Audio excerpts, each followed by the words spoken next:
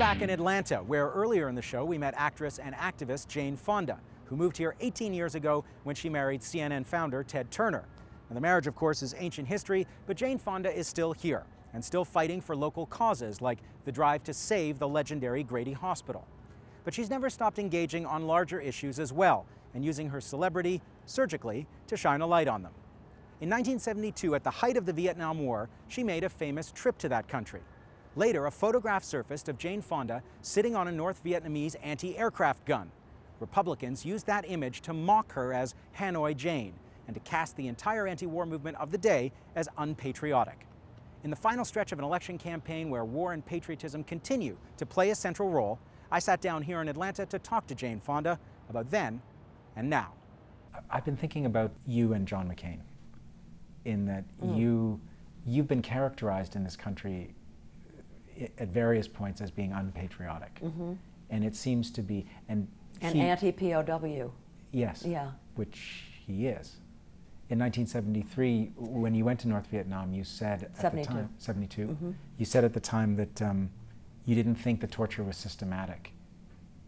Well, I've read all of their books. I've read all of the POW books, including John McCain's, and the fact is that by the beginning of 1970, there was no more torture. Anywhere? In North Vietnam, in the prisons of North Vietnam. I was there in 72. There had been no torture for 2 years.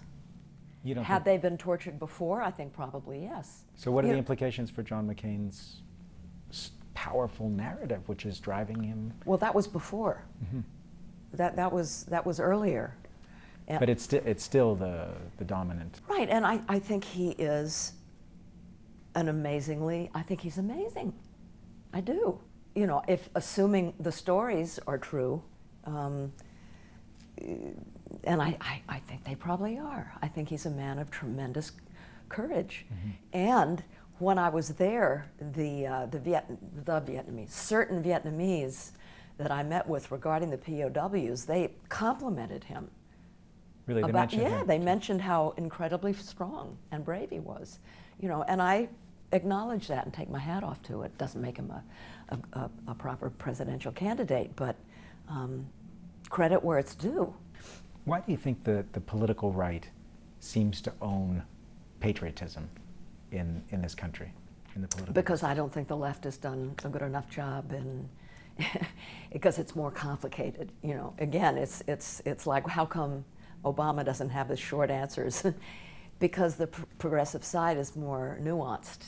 So do you think the response to that is then, as some in the Democratic tradition here have argued, to concentrate on messaging, and it's all about the way that you talk about issues, and that I think messaging is really important in how you talk about issues, yeah.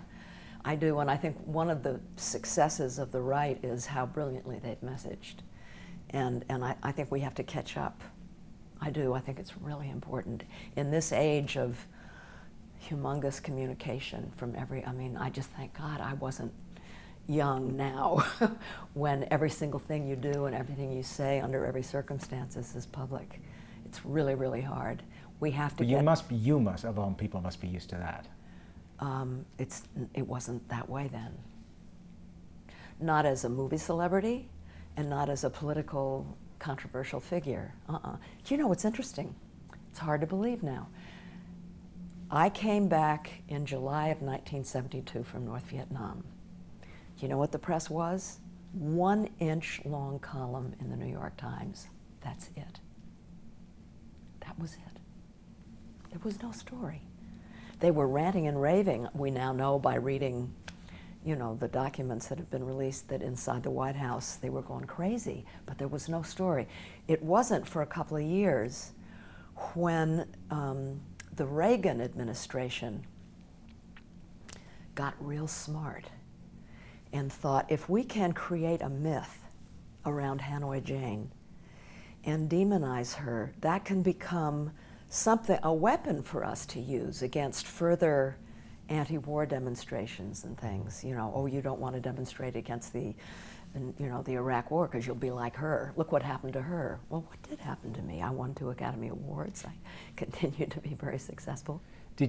Have you seen a similar form of demonizing take place of others in the period since the invasion of Iraq? Well, they've tried with other celebrities, you know. Wasn't being a Jane Fonda Democrat an insult in the 2004 campaign? Oh yeah, they tried to. With John Kerry? They rigged a photograph to make it look like he and I had stood next to each other at a speech. Really? And the person who took the picture said it was fixed.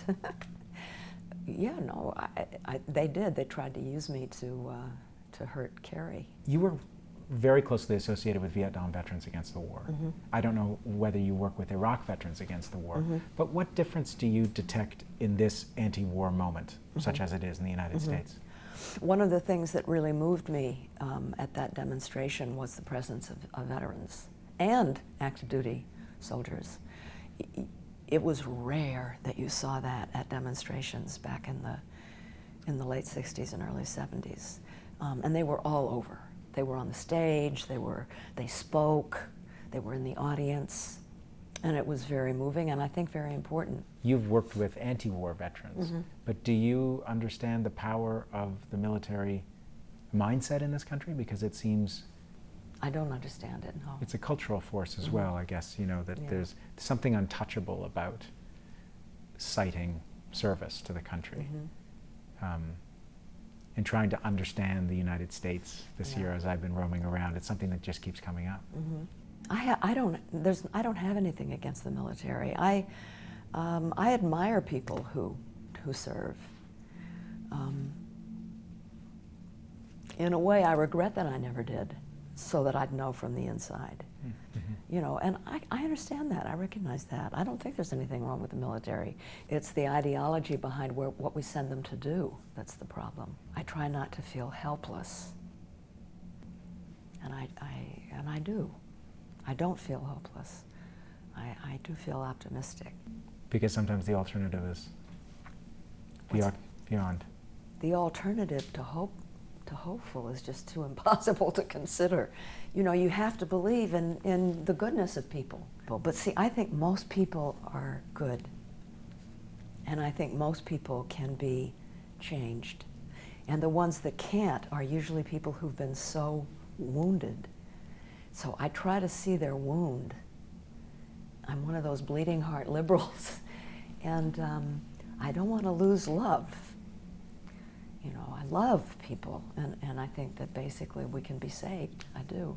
That's going to be your election final note. Thanks for talking to us today. Thank you, Avi. That's all the time we have for this week's edition of Inside USA. From Atlanta, Georgia. Until next time, so long.